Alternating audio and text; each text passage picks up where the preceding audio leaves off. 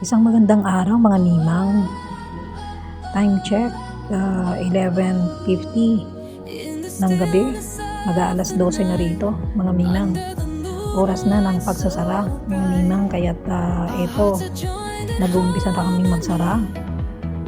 Inilalagay na namin lahat ng mga naka-display, ng mga jackets,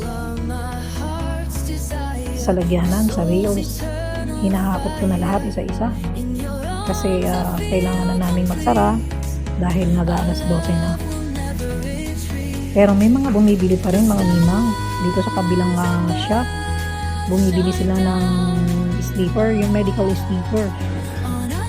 Nakikita ko dahil dumadaan sila dito sa hallway ng mga pinaglilipitan ko. Kaya mga ninang, ito unti-unti ko nang inaakas ang mga paninda namin mga ninang para maiayos namin lahat. Ito ang routine namin gabi-gabi. Kaya halos sa pagdating ng hating gabi, medyo busy na kami dahil kasi Ramadan ngayon. Ang Ramadan timings ngayon is mag-uumpisa ng 12 p.m. Matatapos kami ng 12 a.m. din. So bago mag-12, mga around 11:50 to 11:55 nagsasarado na kami. Kasi yung ilaw, pinapatay na nila yung mga ilaw. So sa ngayon, medyo magaang naman ang aking trabaho dahil nandito ang aking partner. So meron akong katulong ngayon para mag-akas ng aming mga paninda. So isa-isa yun namin pinapasok ang aming mga paninda at inaayos.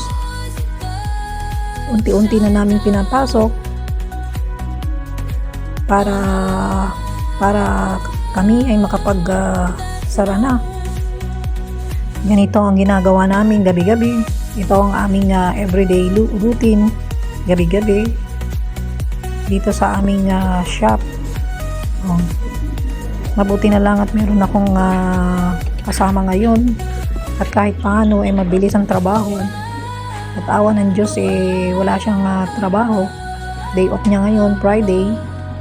Kaya masaya ako at meron akong kasama nagtatrabaho ngayon, nag-aayos, nagliligpit ng mga paninda.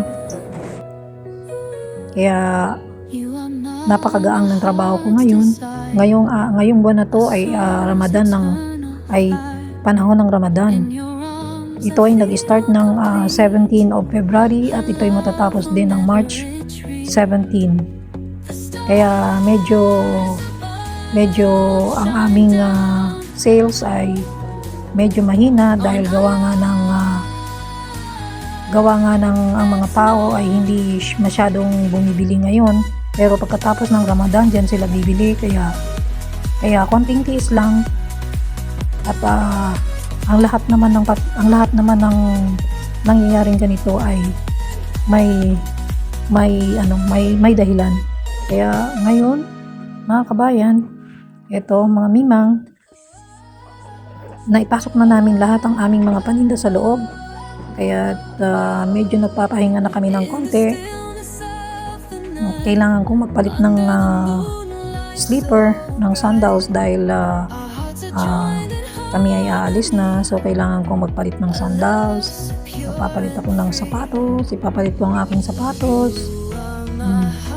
Kaya medyo nagre-relax itong aking partner dahil naipasok na namin lahat ang aming mga paninda sa loob ng shop. Kaya mga mimang, napakahirap pala ng merong business sapagkat lalo na sa shop, lalo na sa mall, sapagkat ang mall ay merong policy. Kailangan nating sumunod sa policy. So ito na, nagliligpit, inaayos na natin ang iba pang paninda na natitira. Pilit nating pinapasok lahat. Ito. Kaya mga mimang,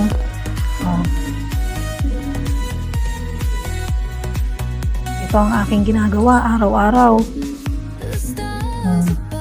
Pagkatapos nito ay isasara na namin at ang uwian namin ay malayo pa. Ang uwian namin ay pupunta pa kami ng Al-Rashadiyah, papuntang Al-Rashadiyah ang aming uwian. So mga mimang, may mga natira pa pala na nasa loob, gilid. Kaya pilit pa rin namin pinapasok. Ayan, marami pa. Mga pantalon.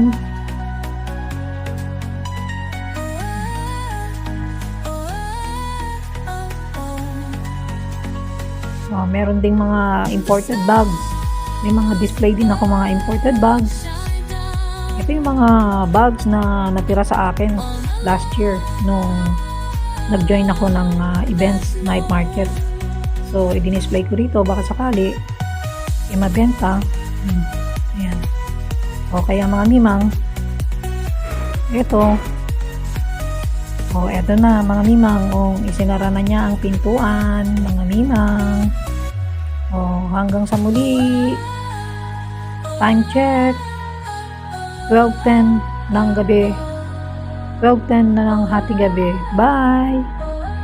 Sinara na niya ang pintuan. O. Kaya mga mimang, hanggang sa muli. Bye! Inabot na niya ang susi sa akin.